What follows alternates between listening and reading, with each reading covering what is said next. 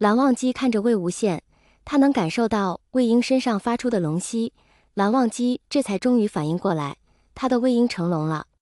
魏无羡抱了一下蓝忘机，说道：“蓝湛，我以后再给你解释。”蓝忘机垂着眼眸，应道：“好。”天雷不知为何还在，黑紫色的闪电还在闪，看着魏无羡有些心惊。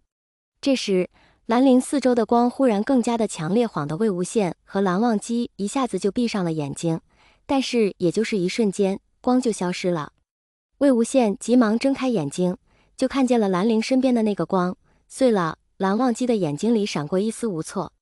魏无羡反应过来，就要往天上飞，心里凉到了冰点，小家伙怎么了？光为什么会碎了？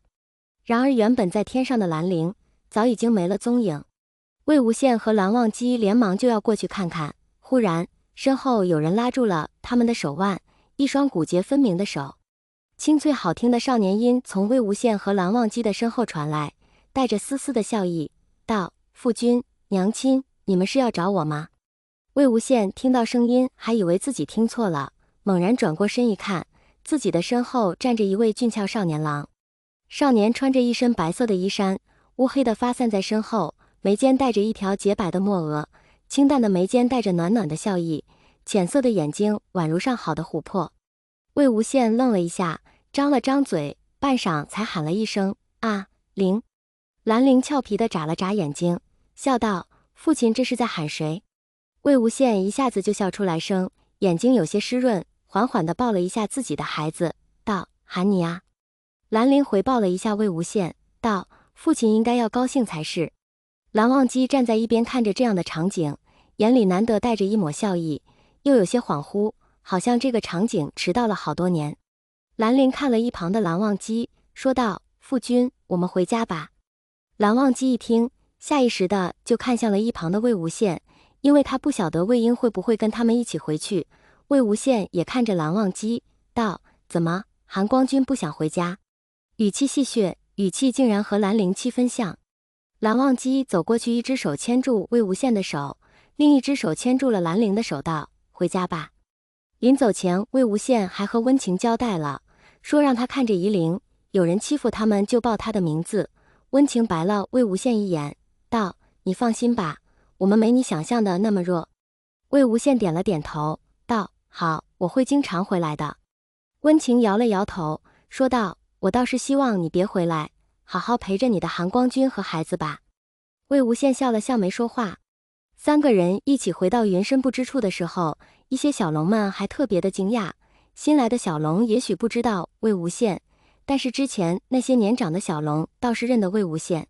一看见魏无羡惊讶的同时还带着欣慰，小声道：“回来就好，回来就好。”蓝曦臣看见魏无羡就已经很惊讶了，又看见小家伙的病好了，长成了翩翩的一个小少年，心里更加的开心了，道：“这可真的是皆大欢喜了。”魏无羡还行了一个礼，道：“泽无君。”蓝曦臣连忙把魏无羡扶起来，笑着说道：“可别这样叫，该改口了。”魏无羡歪着头看着蓝忘机，然后笑着喊了一声：“蓝大哥。”蓝曦臣应了一声，眉间都是笑意。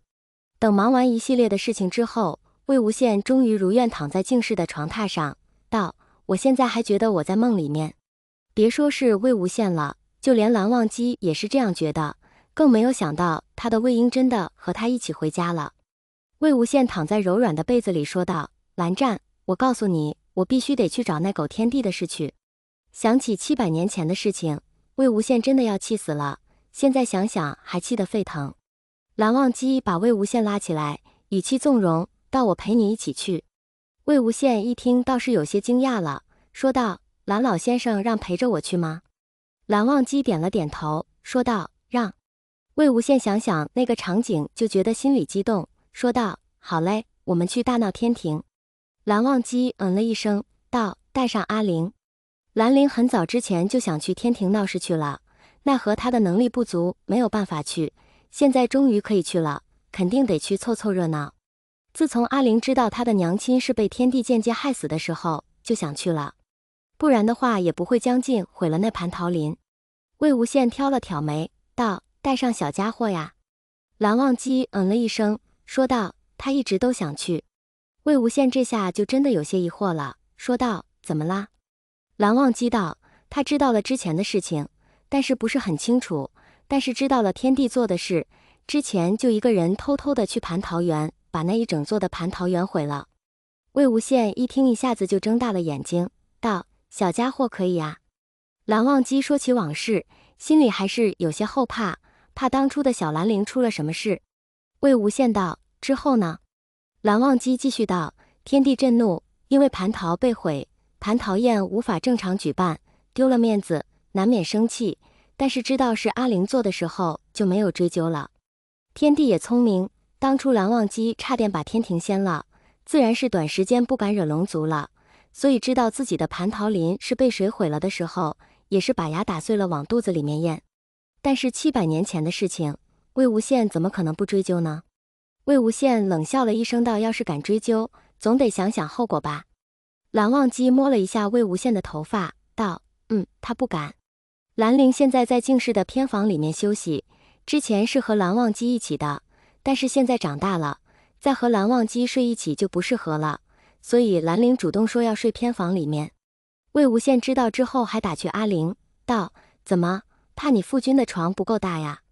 兰陵笑着摇了摇头，说道：“父亲说笑了，只是阿陵觉得自己已经大了，再和小时候一样黏着父君不太好。”魏无羡捏了一下兰陵的鼻子，说道：“想什么呢？”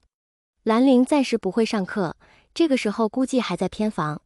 魏无羡和蓝忘机一起去的时候，小少年果然在床上浅眠。